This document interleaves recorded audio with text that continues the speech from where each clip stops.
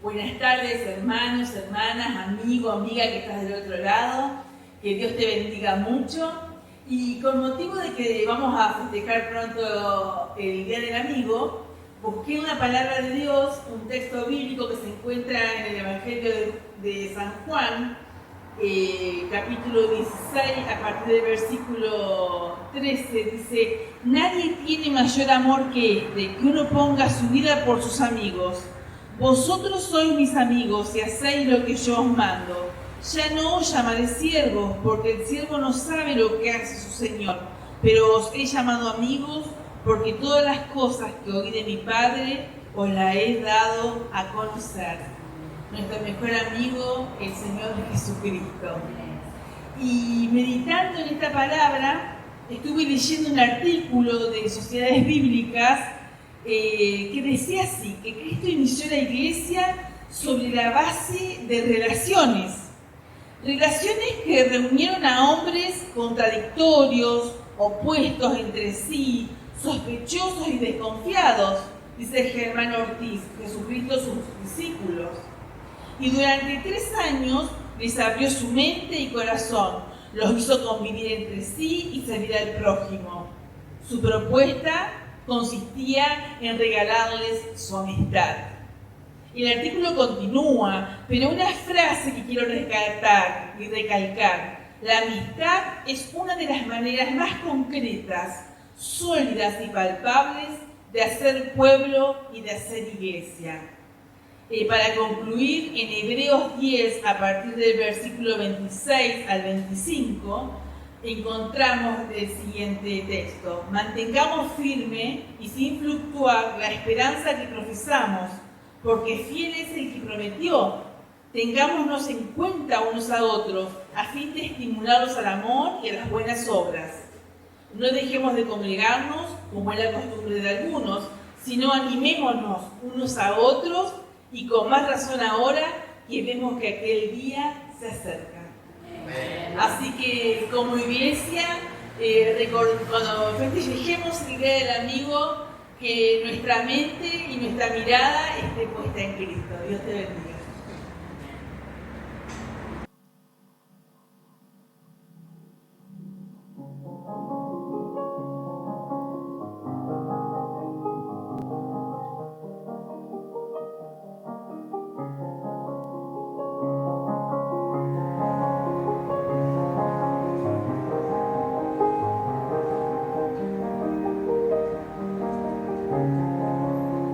Jesús está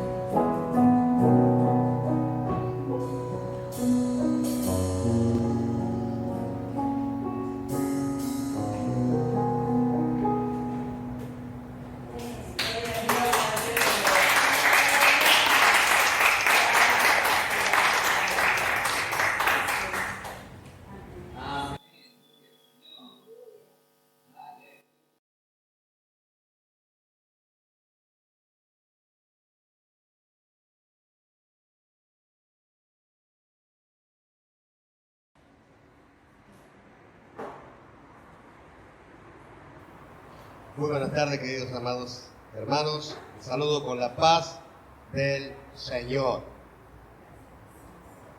Vamos a hablar, o continuamos hablando de mayordomía. Este es un tema que empezó en el principio y hasta el Apocalipsis. Así que todo lo que es para hablar de mayordomía con respecto a la palabra de Dios. Bien, la pregunta es, ¿qué es mayordomía bíblica?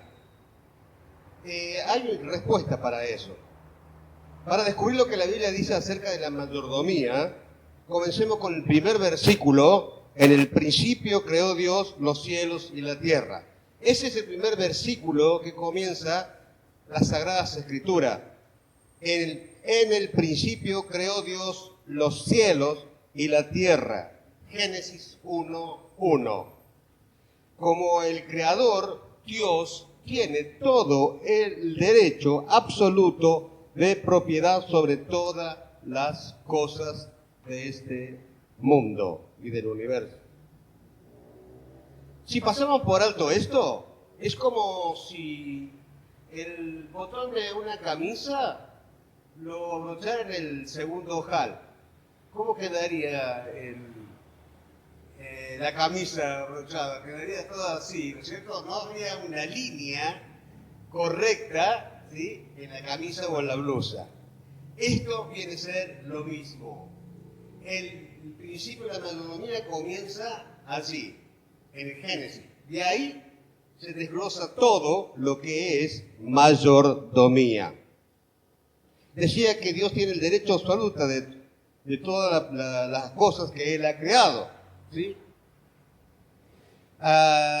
Ninguna otra cosa en la Biblia, incluyendo la doctrina de la mayordomía, tendrá sentido o alguna verdadera importancia si echamos de menos el hecho de que Dios es el creador y tiene todos los derechos de propiedad. Es a través de nuestra capacidad de comprender esto plenamente y arraigarlo en nuestros corazones que podemos entender la doctrina de la mayordomía. La doctrina bíblica de la mayordomía define la relación del hombre con Dios.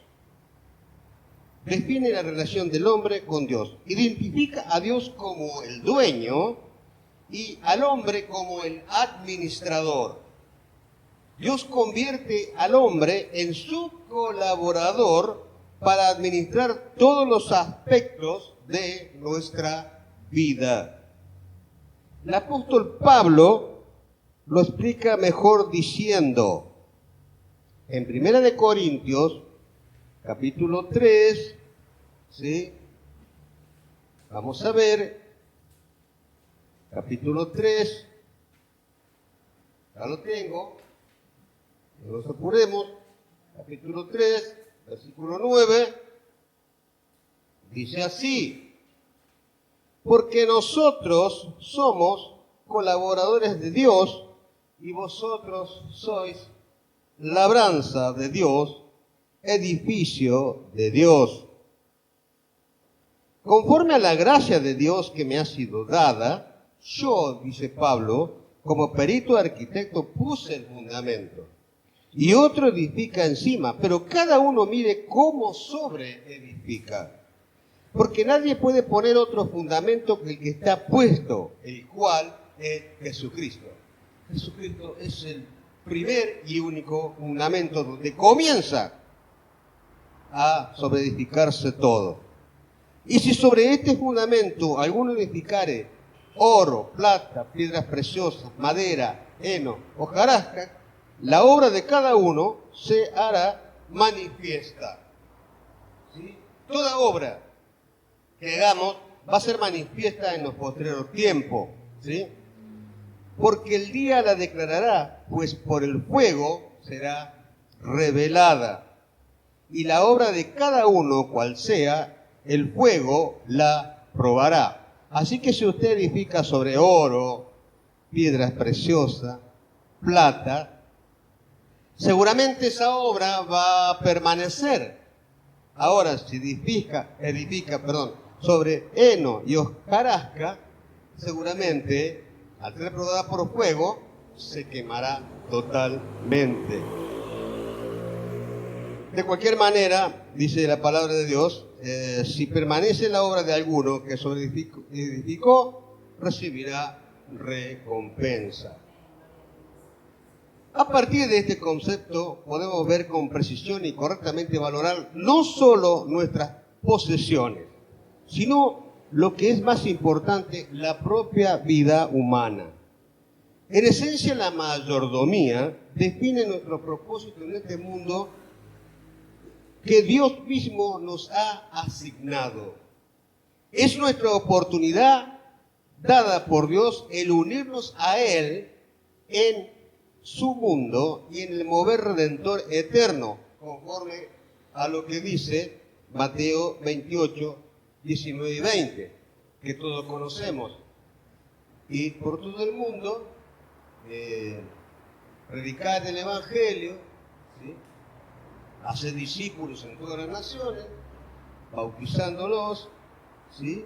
Enseñándoles que guarden todas las cosas que Dios ha enseñado, dice Jesús, y yo estaré con ustedes hasta el fin de los tiempos, todos los días hasta el fin de los tiempos.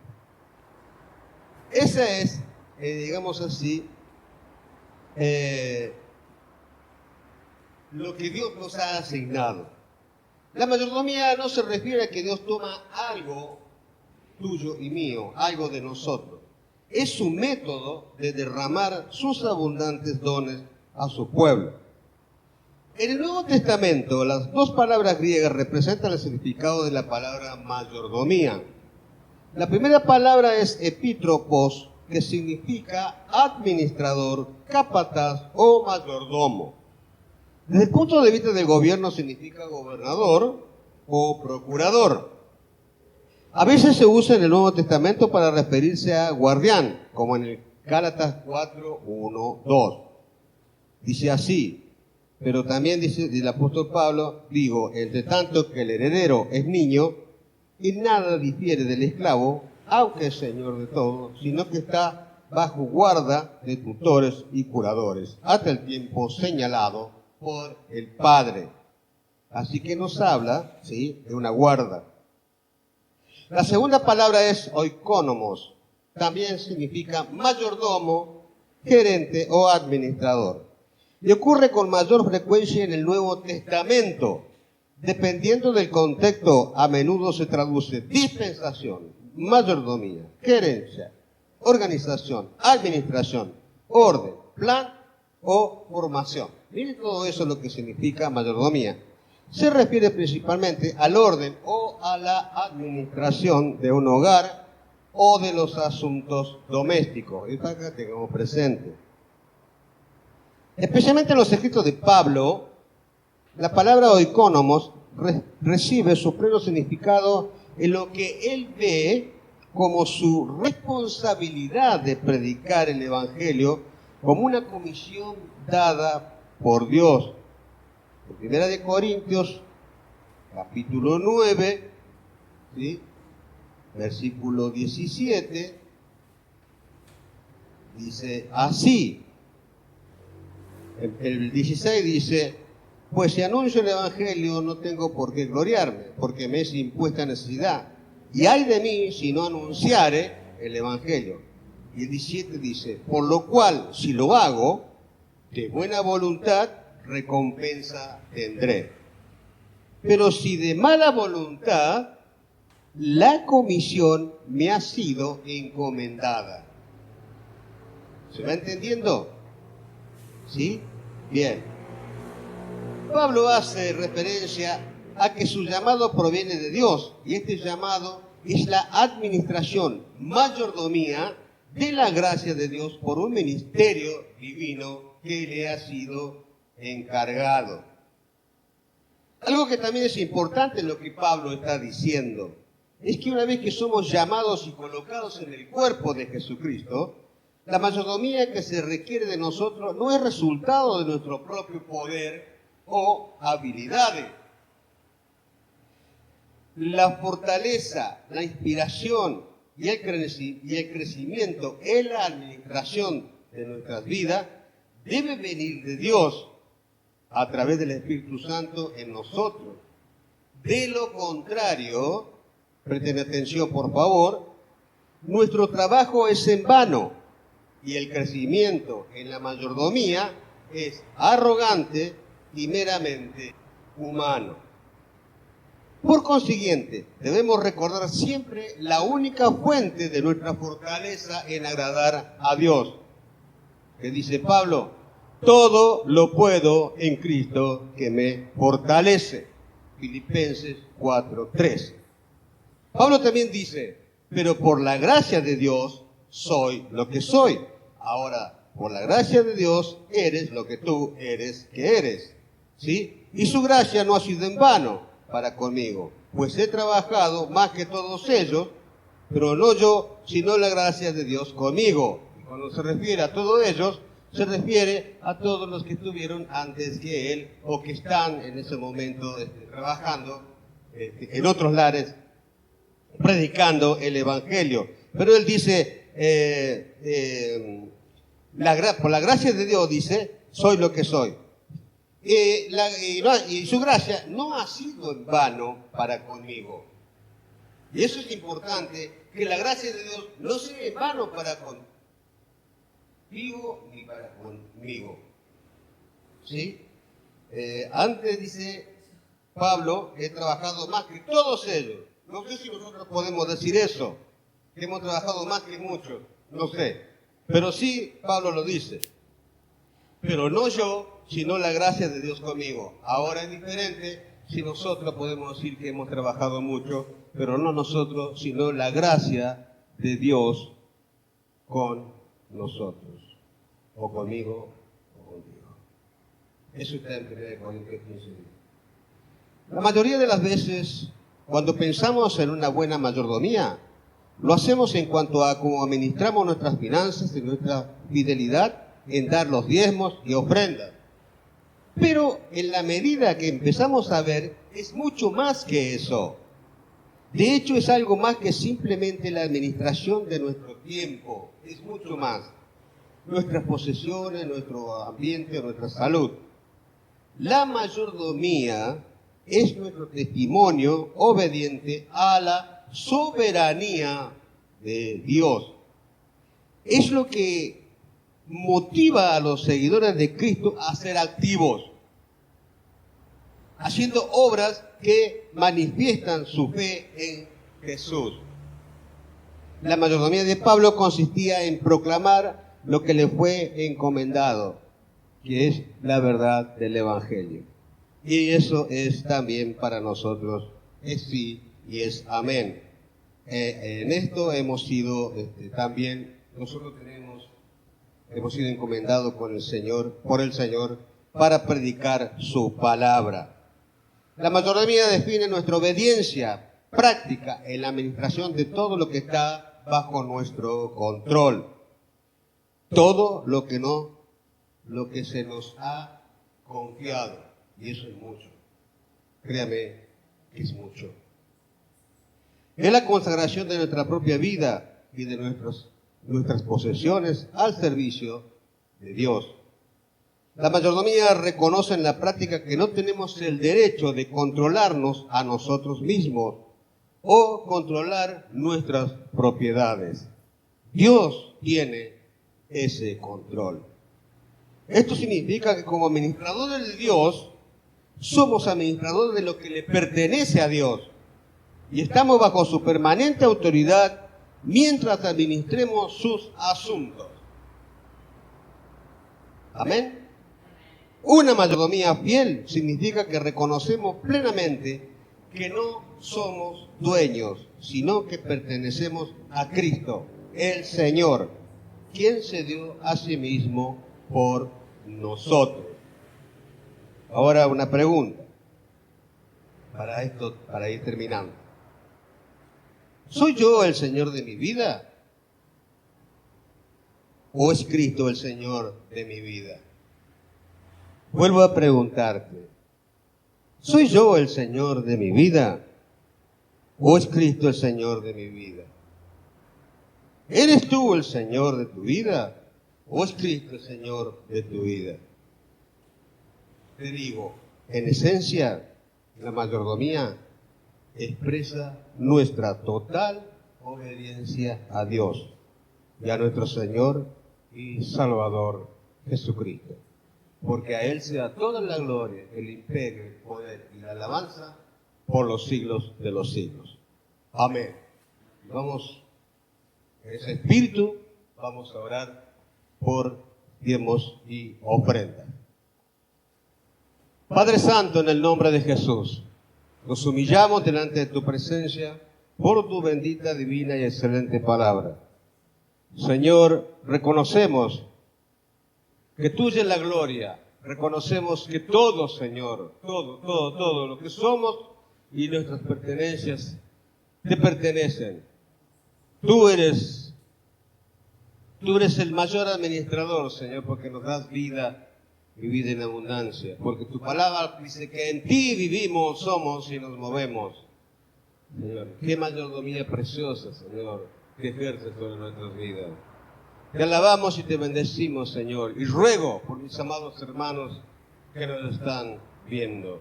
Ruego por ellos para que tu gloria, Señor, descienda sobre su vida en el poder de tu Espíritu Santo. Que ellos puedan ser verdaderos creyentes y administradores, mayordomos de tu bendita, divina y excelente palabra, predicando el Evangelio de salvación a todos aquellos que necesitan. Te damos gracias, Padre, en el nombre de Jesús. Amén y amén. Gracias.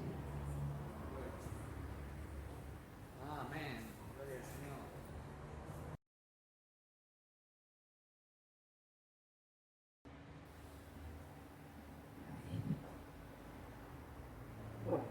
Hoy vamos a hacer trabajar nuestra imaginación.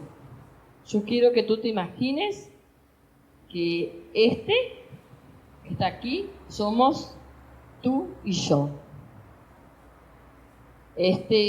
Vendría a ser el pecado y Cristo, ¿no es cierto? Bueno, ahora, si nosotros decimos que no somos pecadores, nos estamos engañando a nosotros mismos, y la verdad no estaría en nosotros, porque nosotros somos pecadores, ya nacemos con ese pecado. Como el pecado nos le desagrada a Dios, como Dios es un Dios santo,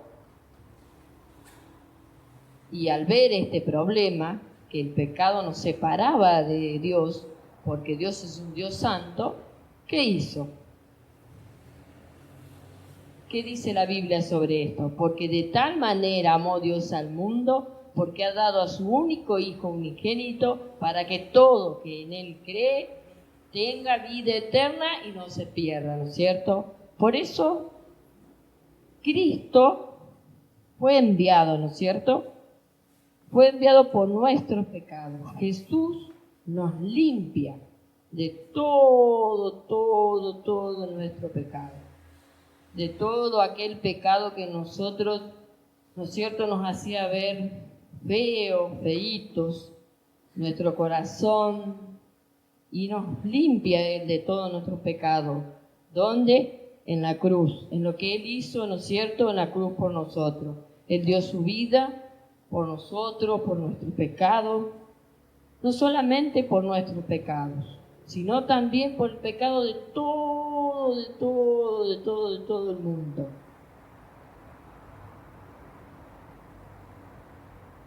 Entonces, así Cristo borró en la cruz todo ese pecado que nos separaba a nosotros de Dios, porque Dios es un Dios santo y el pecado no puede estar cerca de Dios. Entonces, sí, Cristo fue mediante la cruz limpiando nuestros pecados. Y ahora, ¿no es cierto?, ¿qué dice la Biblia? Dice, venid luego, dice Jehová, y estemos a cuenta. Así como Cristo mediante la cruz limpió aquel pecado que te hacía ver feíto tu corazón, limpió y puede limpiar el pecado de todo el mundo, puede borrar el pecado, aquello que te alejaba de Dios. Ese mismo Dios te dice hoy, vení, pongámonos a cuenta, dice. Él quiere limpiar tu pecado, Él quiere borrar tu pecado, Él quiere que quedes limpio de aquel pecado del que cual todos nosotros éramos esclavos. Imagínense ustedes cuán grande ha sido el amor de Dios, ¿no es cierto? Inmenso, grande, para dar a su único Hijo, ¿no es cierto?, por nosotros, para que nosotros, mediante aceptamos a Jesús en nuestro corazón, podamos ser también hijos de Él, hijos de Dios. Y así, Cristo borró nuestro pecado y el pecado de todo el mundo. Pero para ello debemos creer y aceptarlo en nuestro corazón como nuestro único Señor y Salvador. Dios te está llamando hoy, así como en aquellos tiempos lo hizo. Dios te está llamando y te dice, venid. Ahora, ¿qué van a hacer? ¿Van a ir a los pies de Cristo para ser limpio de los pecados, la decisión es nuestra. Amén. Gloria a Dios. Gloria a Dios.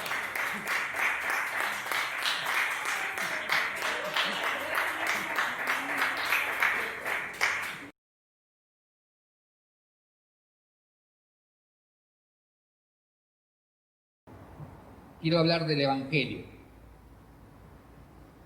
Quiero hablar de quién es Dios. Podría estar días y días y nunca terminaría, pero quiero ser concreto para que quede un mensaje que pueda ser transmitido, que lo puedas recibir y que puedas también pasarlo a otro. Dios es uno. No hay más que un único Dios verdadero que se ha dado a conocer a nosotros por medio de la Biblia. Así que si mi Dios no es el Dios de la Biblia, estamos sin Dios y sin esperanza, porque eso es lo que dice la Escritura. Si nuestro Dios no es el Dios de la Biblia, el único Dios verdadero, y fuera de Él no hay Dios, si ese no es tu Dios, si el Dios que revela la palabra no es tu Dios, entonces estás sin Dios y sin esperanza. Dios es el Dios creador y todo lo hizo por medio de su Hijo y para su Hijo. Así que si nuestra vida no es por medio del Hijo y para el Hijo, estamos viviendo una vida vacía, una vida sin propósito, y estamos muertos. Dios es soberano y Dios le ha dado el ejercicio de la soberanía, de su gobierno, a su Hijo, quien es el Señor de todos los señores y el Rey de todos los reyes. Así que si queremos estar bajo el favor del Rey soberano, de aquel que determina todas las cosas, si queremos estar bajo su favor, tenemos que estar sometidos, sujetos a su autoridad. Porque aquel que está en rebelión contra el soberano está destinado a condenación. Porque no somos nosotros quienes elegimos nuestro destino final. No somos nosotros quienes elegimos a dónde vamos a ir eternamente. El que salva es aquel mismo que condena. Y si queremos estar bajo el favor de Dios y obtener salvación, tenemos que reconocer que Jesucristo es el Señor. No se trata solo de creer en el único Dios verdadero, se trata de obedecer al único Dios verdadero. Dios es santo, es infinitamente puro, más allá de todo. Él es otro, Él es purísimo, Él es altísimo, en toda virtud infinito. En toda virtud infinito. El Hijo es uno con Él, porque el Hijo es Dios. Y si queremos alcanzar a este Dios santo, si queremos estar en la presencia de este Dios santo, tenemos que acudir al Hijo, porque nadie llega al Padre sino solamente a través del Hijo. Él es la puerta, Él es el camino, la verdad y la vida. Dios es santo, Dios habita en luz inaccesible, con las llamas eternas. ¿Quién va a llegar hasta allí? Sino solo por medio del Hijo. Dios es justo. Dios no va a tener por inocente al culpable. Dios va a castigar toda la maldad con que el hombre ha llenado la tierra. Toda la maldad que los hombres han hecho y han corrompido esta tierra, Dios la va a castigar. Dios no va a pasar por alto nada. Pero la justicia de Dios está en su Hijo. Cristo es la justicia de Dios. Cristo es la justicia de Dios. En el Hijo, la justicia de Dios está completamente satisfecha. En el Hijo la justicia de Dios está completamente satisfecha. Así que si querés ser justificado delante de Dios, si queremos ser justificados delante de Dios, si queremos que esta justicia venga a nosotros, tenemos que llegar al Hijo. Porque en el Hijo está la justicia de Dios. En el Hijo está la justicia de Dios. Dios no tiene por inocente al culpable. Él murió en la cruz. Él llevó tu pecado, mi pecado. Dios castigó todos los pecados en su Hijo en la cruz. Él pagó el precio de nuestra paz. Sobre Él fue nuestro castigo.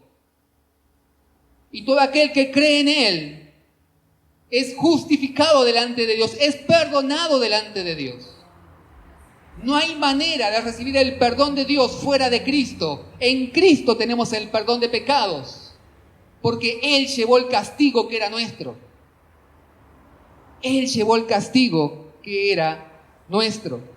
Dios es un Dios de gracia. Es un Dios de gracia. Y esa gracia habita en una persona. Esa gracia es una persona, su Hijo. Así que si queremos la gracia de Dios, tenemos que ir al Hijo.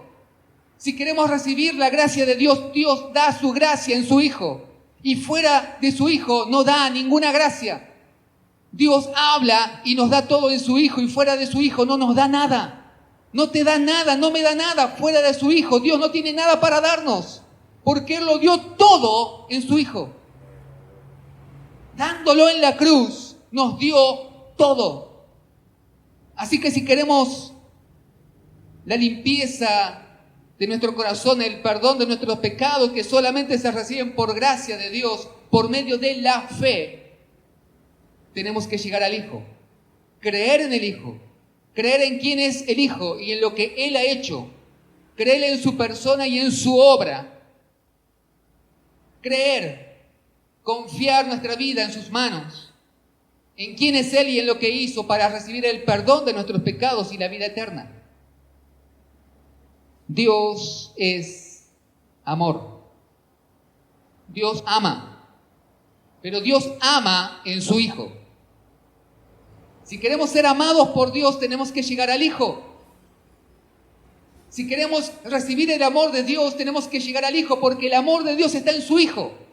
El amor de Dios está en esa cruz. Y en esa cruz está su Hijo. Así que si queremos ser amados por Dios, tenemos que llegar al Hijo. Tenemos que ser recibidos por el Hijo. Y Dios, el Señor Jesucristo, nos recibe en un solo lugar, que es su cruz. No tiene otro lugar donde recibirnos.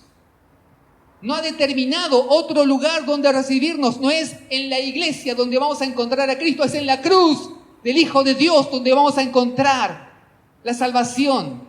Porque allí está Él, con sus brazos abiertos, esperando al pecador que se ha arrepentido de sus pecados, que ha confesado sus faltas y que viene implorando el perdón del Altísimo, que viene implorando el perdón del Dios Santo a quien ha ofendido. Eso es lo que dice la palabra de Dios. Debemos ir a Jesucristo si queremos ser salvos. Debemos recibirlo como Señor y Salvador si queremos ser salvos. Queremos ser amados por Dios, Jesucristo es la respuesta. Queremos vivir una vida santa, Jesucristo es la respuesta. Queremos vivir una vida bajo la bendición de Dios, Jesucristo es la respuesta. Queremos el perdón de los pecados, Jesucristo es la respuesta. Queremos una vida limpia, Jesucristo es la respuesta. Porque la gracia de Dios es una persona. La bendición de Dios es una persona. No son cosas materiales. La bendición de Dios está en una persona. Es una persona.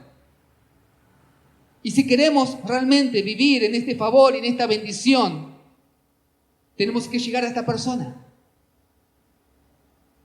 Jesucristo, dice la palabra que Dios nos guiará más allá de la muerte. Así que aunque nosotros terminemos nuestros días aquí, si estamos en Cristo, Él hará que traspasemos ese umbral de su mano para que estemos en su presencia para siempre. Y cuando Él venga, seremos levantados de los muertos para reinar con Él.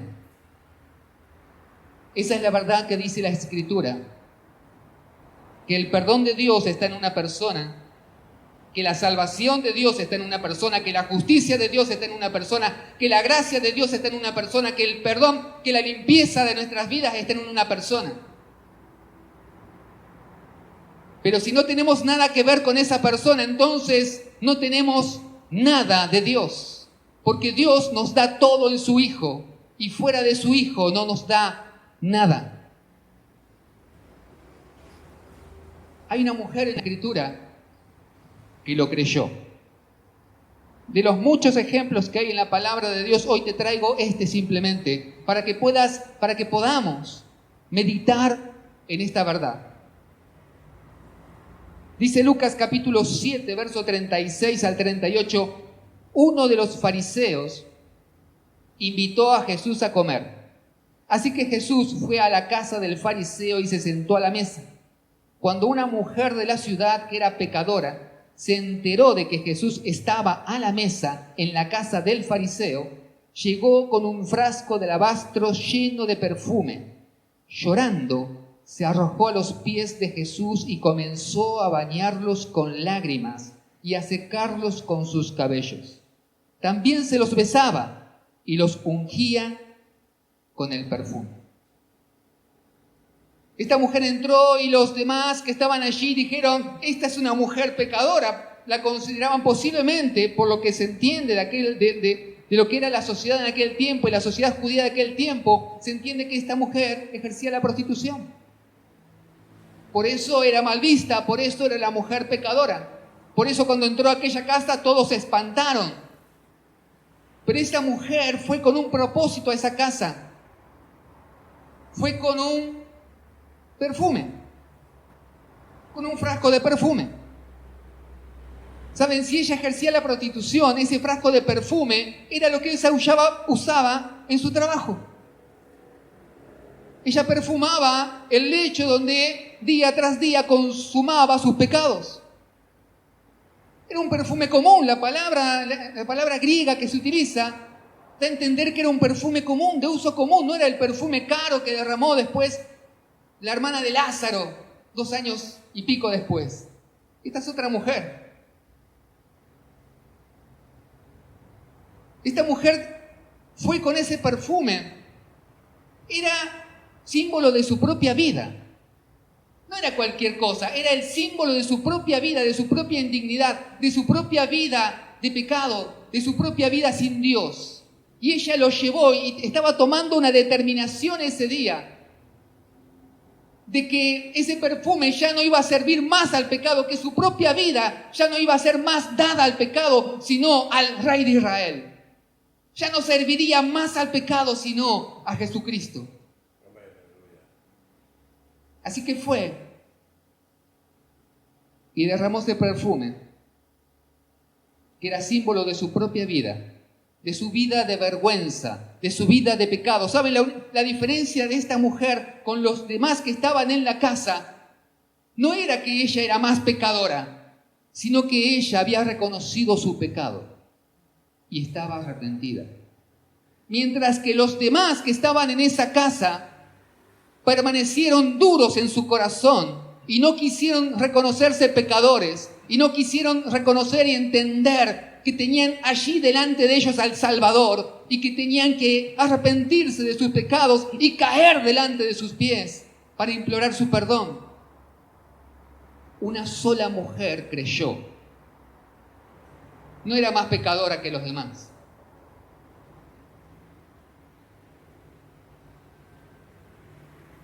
Ella no le ocultó su pecado a Jesús. No vino diciendo ni justificándose ni queriéndose justificar delante del Señor. Ella trajo su pecado abiertamente y lo derramó delante del Señor. Lo tiró delante del Señor. Nunca más, Señor. Nunca más. Eso estaba diciendo, nunca más. Nunca más quito hoy el pecado de mi vida, quito hoy esta vida pecaminosa de mí. Ya nunca más, Señor, porque estoy delante de ti, estoy arrepentida, reconozco mi pecado. Perdón, Señor. ¿Saben? Esta mujer no pudo decir nada. Lloraba. Simplemente lloraba. No pudo ni siquiera pedir perdón. Pero con lo que hizo lo dijo todo. Con lo que hizo lo dijo todo. Comenzó a llorar a los pies del Mesías sin poder contenerse. Lloraba, conmovida.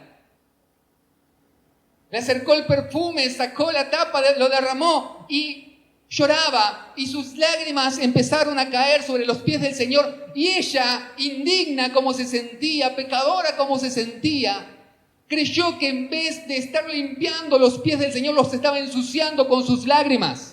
Con sus lágrimas de arrepentimiento, creyó que estaba ensuciando los pies del Mesías. Así que hizo algo que solo alguien indigno haría. Se soltó el cabello. Saben, para la mujer en los tiempos del Señor, en la cultura judía, lo único digno que tenía una mujer, lo más digno que tenía una mujer, y en este caso esta mujer pecadora, lo único digno que le quedaba era su cabello largo. El cabello largo era una señal de dignidad. Pero desatarlo delante de la gente era considerado indigno. Que una mujer se soltara el cabello en público era visto como un acto de indignidad, de vergüenza. Y esta mujer, ¿qué hizo? Creía que sus lágrimas estaban ensuciando los pies del Señor y dijo: ¿qué hago? No tengo nada. Se desató sus cabellos, lo único que le quedaba digno. Cometió un último y escandaloso acto de indignidad, de humillación personal. Se soltó el cabello delante de todos, sin importarle, porque estaba delante de su Salvador. Y se humilló a sí misma, se hizo más vil por causa del Señor. ¿No te vas a acordar eso? ¿Algo? Un rey de Israel que hizo eso. Un tal David que bailaba desnudo, danzó desnudo en las calles de Jerusalén, acompañando el arca que entraba a la ciudad santa. Y dijo: por causa de él, yo me haré más vil. Por causa de él, para que se vea que él es digno. Para que se vea que el único grande, que el único digno de alabanza es él. Que el único que merece gloria es él. Yo me voy a hacer más vil, más indigno, para que se vea su gloria, su grandeza, para que todos lo enaltezcan a él, por causa de él. Y esta mujer habrá recordado y habrá dicho: ¿qué importa que yo me haga más vil si esto va a engrandecerlo a él? ¿Qué importa si yo me humillo, si esta humillación sirve para que él sea enaltecido? Así que la mujer se desató su cabello y, para vergüenza de todos los que estaban viendo, comenzó a secar los pies del Señor con sus cabellos. Y uno dice: bueno, ¿qué tiene de malo eso? Eso hacían los esclavos con sus amos. ¿Saben cuál era la peor humillación que padecían los esclavos de aquel tiempo? Los amos les hacían secar sus pies con los cabellos. Era considerado un acto no de humillación, de extrema humillación. Que una persona fuera obligada a con sus cabellos limpiarle los pies a su amo era considerado un acto de extrema humillación. Había que ser muy cruel para pedir eso a un esclavo. Y esta mujer lo hizo ella, nadie se lo pidió. Nadie se lo pidió, le estaba diciendo: tú eres mi amo. Tú eres mi Señor. No tengo reservas para contigo. Pídeme lo que quieras. Todo es tuyo. Mi dignidad, mi indignidad también es para ti. Todo. No me guardo nada. Quiero que tú seas enaltecido. Tú eres mi Señor, mi amo, mi dueño. Todo todo es tuyo. Así que esta mujer, mire, para lo que estaban viendo, por eso se escandalizaron tanto. Lo que estaban viendo ahí los fariseos y religiosos dijeron, oh, mira lo que está haciendo esta mujer, es un escándalo. Pero qué escandaloso, qué humillante, qué indigno. Esta mujer amó a Jesús escandalosamente. Lo amó escandalosamente porque se sabía perdonada de sus muchos pecados. Mucho amó, dice el Señor, que conocía y estaba viendo su corazón. ¿Saben? Esta mujer amó a Jesús escandalosamente y Jesús la perdonó escandalosamente. Jesús la perdonó escandalosamente. Tus pecados te son perdonados. ¡Wow! Mujer, tus pecados te son perdonados. Me amaste escandalosamente, yo te perdono escandalosamente, te recibo escandalosamente. ¿Qué importa lo que diga la gente? ¿Qué importa lo que diga el mundo? El único que puede dar salvación y vida eterna se llama Jesucristo. El único en quien vamos a encontrar la gracia, el perdón, la vida eterna y toda bendición del cielo se llama Jesucristo. Amén.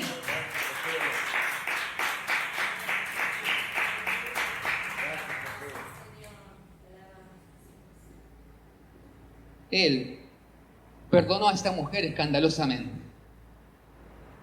Y Él nos ha amado a nosotros escandalosamente en la cruz.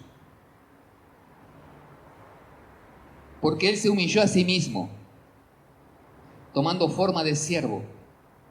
No aferrándose a Dios como cosa, no tomándose de Dios como cosa que aferrarse, sino que se humilló a sí mismo tomando la forma de siervo y aún más se humilló muriendo en la cruz. Una muerte indigna y humillante en la cruz. Dios, Jesucristo, nos amó escandalosamente. La pregunta es, ¿le amaremos nosotros así? ¿Llegaremos hasta donde Él llegó? ¿Llegaremos aunque sea hasta donde esta mujer llegó? Que no tuvo temor, no tuvo vergüenza de amar a Jesús. No tuvo vergüenza. Mucho amó. Dijo el Señor, esta mujer me ama mucho porque mucho se le ha perdonado. Dejen que me amen. Dejen que me amen. ¿Les ofende que esta mujer me ame? ¿Le ofende al mundo que nosotros amemos a Cristo? ¿Le ofende a nuestros vecinos, a nuestros parientes, a nuestros amigos que nosotros amemos a Cristo? ¿Les ofende? ¿Les ofende? Pues, ¿qué van a decir cuando nos vean amarle escandalosamente? ¿Qué van a hacer cuando nos vean que nosotros somos capaces de humillarnos para que Él sea exaltado? Que nosotros somos capaces de empequeñecernos, de menguar para que Él crezca. ¿Qué van a decir cuando nosotros seamos capaces de dejarlo todo a causa de Él? De entregarnos por completo a Él, sin importar más nada, sino solamente nuestro amor por Él y el amor suyo por nosotros. La salvación es un acto de fe. ¿Se recibe por la fe? Sí. Es gracia de Dios. Y algunos van a ver que se convirtieron al Señor, pero casi a escondidas. Tal Nicodemo andaba ahí dando vueltas a la noche, tratando de llegar al Señor para que nadie lo viera. Y el Señor lo confronta, le dice, tienes que nacer de nuevo. Así no es. No es así, Nicodemo. Tienes que nacer de nuevo, del agua y del Espíritu. Esta actitud tuya de venir a escondidas no es así. Nosotros amamos al Señor. ¿Qué importa que el mundo lo sepa? Es más, el mundo tiene que saber que nosotros amamos a Dios escandalosamente. Que sea exaltado el Señor por nuestras vidas humilladas a sus pies. Señor, tú eres el único Dios verdadero. No hay salvación fuera de ti. No hay perdón de pecados fuera de ti. No hay nada fuera de ti. Señor, nosotros caminamos sin ti mucho tiempo. Así anduvimos en el mundo, Señor, mucho tiempo, sin Dios y sin esperanza. Vagando, Señor, en el desierto, buscando un agua que nunca nos pudo satisfacer. Buscando comida que nunca pudo saciar el hambre. Buscando, Señor, en esta vida y en aquella vida, algo que nos hiciera sentir vivos. Pero cada día moríamos. Cada día, Señor, estábamos más y más vacíos, porque más y más tinieblas cubrían nuestra vida. Pero un día, Señor, nos hablaron de ti, un día conocimos el Evangelio, un día nos predicaron el Evangelio, un día nos dijeron que había perdón de pecados en Cristo, un día nos dijeron que había una vida nueva en Cristo, un día nos dijeron que tú habías muerto en una cruz por nosotros y que tú estabas dispuesto a recibirnos, a perdonarnos, a cambiar nuestro corazón, a cambiar nuestra vida completa si íbamos a ti. Si creíamos, si entregábamos nuestro ser completo a tus pies. Señor, nos arrepentimos, confesamos nuestros pecados y tú nos perdonaste y nos salvaste. Señor, muchos no entendieron, pero a nosotros no nos importó amarte escandalosamente. Señor, tal vez haya quien está viendo hoy, quien está escuchando, aparte de los que estamos hoy aquí. Tal vez este mensaje llegue a alguien más que esté en una vida de oscuridad, en una vida atada, en una vida de la cual no sabe cómo salir. Quiero decirte que Jesucristo es la respuesta. Dios tiene salvación y vida eterna en Jesucristo. Gracia abundante en Jesucristo. Si vienes hoy a Él, si vienes con un corazón arrepentido, confiesas tus pecados y le recibes como tu Señor y Salvador, creyendo en quién es Él y en lo que Él hizo por ti, entonces Él te perdona, Él te limpia y Él te da una vida nueva en su familia, en su casa. Padre Santo, llénanos con tu Espíritu. Venga a nosotros, Señor, esa unción de lo alto para dar testimonio de ti, para ser tus testigos, testigos fieles de tu verdad, testigos fieles de tu evangelio. Venga sobre nosotros tu Espíritu. Señor, conmueve nuestros corazones. Si aún hay pecado en ellos, Señor, que no nos sean ocultos, Señor, sino, Señor, manifiéstalos. Danos a conocer, Señor, lo que en el corazón hemos guardado, porque queremos hoy entregártelo a ti, dejar todo a tus pies. No queremos ocultarte nada, como aquella mujer, Señor, que no pretendió esconderte nada, que no pretendió ocultar nada de su vida de pecado. Así hoy nosotros, Señor, una vez más venimos delante de ti para pedir, para implorar tu perdón, para confesarnos delante de ti, para confesar nuestro pecado delante de ti. Oh Señor, no somos buenos, no somos los mejores. Oh Señor, nuestra vida sin ti es nada. Por eso, Señor, hoy nos confesamos delante de ti. Te pedimos perdón. Lo entregamos todo. Tómalo, Señor. Tómalo. Toma nuestra vida, es para ti. Gracias, Padre Santo. En el nombre de Jesús. Amén. Amén.